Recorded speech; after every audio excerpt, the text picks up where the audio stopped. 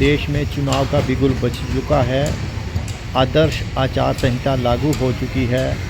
इस दौरान मतदाताओं को प्रभावित करना, प्रलोभन देना, सरकारी योजनाओं का सार्वजनिक स्थलों पर पोस्टर बैनर लगाना प्रतिबंध है। जिला निर्वाचन अधिकारी कैप्टन मनोज कुमार ने बाकायदा इसके लिए निर्देश जारी किए हैं। पूरे देश में इस तरह के बैनर पोस्टर लगाना अब प्रतिबंधित है।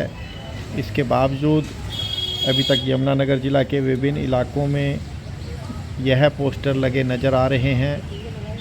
इन पोस्टरों में सरकारी योजनाओं की जानकारी दी गई है। यमुनानगर की रोडवेज की बसों में इस तरह के बैनर पोस्टर लगे नज़र आ रहे हैं। जो प्रतिबंध है उसके बावजूद यह असर अभी तक नज़र आ रहा है। हालांकि जिला निर्वाचन अधिकारी ने एक समय अवधि निश्चित की है जिसके तहत इन सभी बैनर पोस्टर को हटाना है ताकि मतदाता किसी तरह से प्रभावित ना हो। इसके लिए समय सीमा तय की गई है। उस समय सीमा के बावजूद अगर कोई पोस्टर बैनर दिखाई देता है तो उसमें संबंधित अधिकारी के खिलाफ भी कार्रवाई किए जाने के निर्देश जारी कर दिए गए हैं। जिला निर्वाचन अधिकारी का कहना है कि मतदाताओं को किसी भी तरीके से प्रभावित नहीं किया जाने दिया जाएगा, ना बाहुबल से, ना धनबल से, ना किसी और तरीके से। इसके लिए जो भी ज़रूरी होगा कदम उठाए जाएंगे। इन नियमों का, कदमों का सख्ती से पालन किया जाएगा। अधिकारियों को भी सख्त हिदायतें दी गई हैं कि वह निर्धारित नियमों का पालन करें। अगर कोई अधिकारी लापरवाही बरतेगा तो उस अधिकारी के खिलाफ भी कार्रवाई की जा सकती है। बसों पर देख सकते हैं अभी भी पूर्व मुख्यमंत्री मनोहर लाल के फ़ोटो के साथ योजनाओं के बारे में छपा हुआ है। अभी धीरे धीरे इस पे काम होना है, लेकिन अभी काम जितनी जल्दी होना चाहिए था वो नहीं हुआ और यह बैनर पोस्टर अभी भी बसों में ज्यों के त्यों लगे हुए हैं। यह कहीं ना कहीं आदर्श आचार संहिता के प्रतिबंध को भी ठेंगा दिखाते हैं।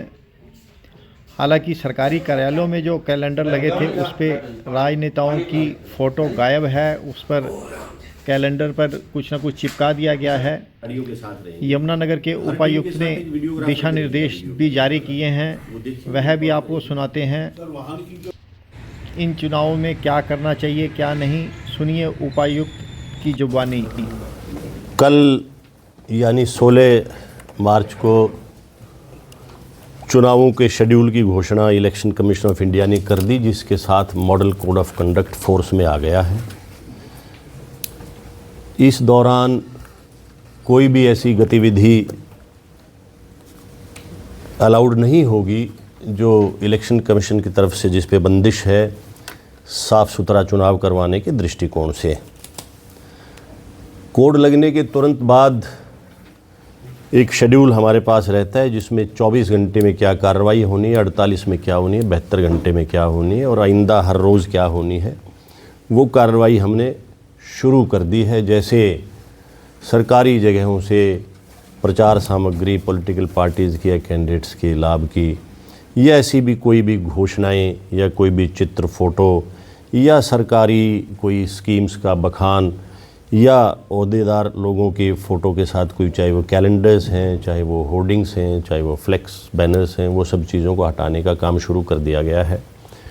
Defacement of public property act के तहत भी कार्रवाई इन सब कारगुजारियों के लिए शुरू कर दी जाएगी। शेड्यूल हमारा आपने देख लिया होगा। जहाँ तक हरियाणा का सवाल है, 29 अप्रैल को नोटिफिकेशन हो जाएगी, 25 मई को पोलिंग और 4 जून को काउंटिंग होगी। हमारे ज़िले में 4 असेंबली सेगमेंट हैं, जिनमें से 3 assembly segment Ambala parliamentary constituency में है। एक असेंबली सेगमेंट जो रादौर है वो कुरुक्षेत्र पार्लियामेंट्री कंस्टिट्यूंसी में है। कुरुक्षेत्र पार्लियामेंट्री कंस्टिट्यूंसी के लिए RO DC कुरुक्षेत्र रहेंगे अंबाला पीसी के लिए आरओ डीसी अंबाला रहेंगे। डीसी यमुनानगर जिला निर्वाचन अधिकारी यानी डीईओ डिस्ट्रिक्ट इलेक्शन ऑफिसर की हैसियत से हमेशा की भांति ये चुनाव करवाएंगे। इलेक्शन कमीशन की वेबसाइट पे सभी नियम, कायदे, कानून और इंस्ट्रक्शंस उपलब्ध हैं। यदि आप कुछ भी देखना चाहें तो वहाँ से देख सकते हैं। सरल उपलब्धता के दृष्टिकोण से यदि आप कोई चीज़ ब्लैक एंड वाइट में भी चाहें तो जिला निर्वाचन कार्यालय में डिप्टी डीओ यानी कि सिटी मजिस्ट्रेट और नायब तहसीलदार इलेक्शन श्री गुलशन जी से आप प्राप्त कर सकते हैं। साफ़ सुथरे इलेक्शन को सुनिश्चित करने के लिए फोर्स डेवलपमेंट प्लान हम बना रहे हैं। टीमें हमने मसलन स्टैटिक सर्वेलांस टीम जिसको एसएसटी कहते हैं वो, फिर आपकी फ्लाइंग स्क्वाड टीम्स एफएसटी कहते हैं, एक वीएसटी होती है वीडियो सर्वेलांस टीम और एक वीवीटी होती है वीडियो व्यूइंग टीम। तो चारों कंस्टिट्यूएंसीज़ में राउंड दी क्लॉक विजिल के लिए 3 शिफ्ट 8-8 घंटे की, यानी कि पर कंस्टिट्यूएंसी 3 टीम, इस प्रकार से 12 उनका हमने गठन एक उसमें किया है जो कि 48-50 के आसपास पूरे ज़िले में बन जाती हैं।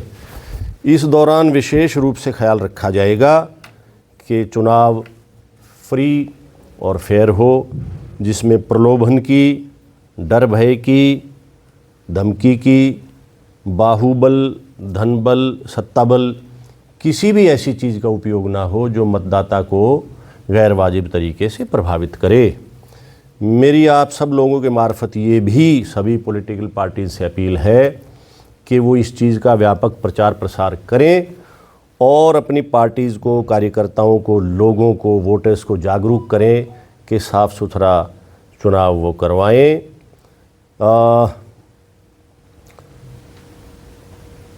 उसके लिए हम एक तो अश्योर्ड मिनिमम फैसिलिटीज़ हर बूथ पे होनी चाहिए, वो सुनिश्चित करेंगे। लेडीज़ के लिए पिंक बूथ होने चाहिए, वो सुनिश्चित करेंगे। पीपल विद डिसेबिलिटीज़ को कोई समस्या न आए वो सुनिश्चित करेंगे। 80 साल से ऊपर के बुज़ुर्ग और 40% से ऊपर दिव्यांग हैं, उनको उनके अनुरोध पर उनके घर पे जाके मोबाइल टीम के माध्यम से हम वोटिंग करवाएंगे। ये सब सुविधाएं हमने लोगों के लिए दी हैं, इनको सुनिश्चित किया जाएगा। साथ ही साथ स्वीप एक्टिविटीज़ भी हमारी चलेंगी, जिसमें बच्चों के मार्फत, कॉलेजेस के मार्फत, स्कूल्स के माध्यम से कोई प्रतियोगिताएं करवा के, कोई प्रभात फेरियां निकाल के, कोई नुक्कड़ नाटिकाएं करके लोगों को चुनाव के बारे में, डेमोक्रेसी के बारे में और उसकी शुचिता के बारे में अवगत करवाया जाएगा। देखिए, आदर्श आचार संहिता के प्रभावी क्रियान्वयन और स्वतंत्र, निष्पक्ष व शांतिपूर्ण ढंग से चुनाव संपादित कराने के लिए जिला पुलिस की ओर से माकूल इंतजाम किए जा रहे हैं। अंतर्राज्यीय सीमा पे भी और अंतर ज़िले में भी हमने पुलिस के नाके स्थापित किए हैं जो 24 घंटे काम कर रहे हैं। साथ ही एफएसटी और एसएसटी, जैसा डीसी साहब ने बताया, उनके साथ में भी हमने पुलिस की टीमें डिप्लॉय करी है। जितना भी चाहे धनबल या बाहुबल का प्रयोग या मतदाताओं को डराना धमकाना, इस प्रकार की कोई भी गतिविधि की हमें कहीं भी आशंका होगी तो हम उस पर कार्रवाई सुनिश्चित करेंगे, चाहे प्रिवेंटिव मेजर्स के तौर पे हो या इस प्रकार की कोई घटना हमारे सामने आती है तो उसके खिलाफ आरपी एक्ट, आईपीसी की धारा 171 की विभिन्न उपधाराओं के तहत और स्थानीय व विशेष अधिनियम जो भी लागू होंगे उनके तहत हम कार्रवाई सुनिश्चित करेंगे।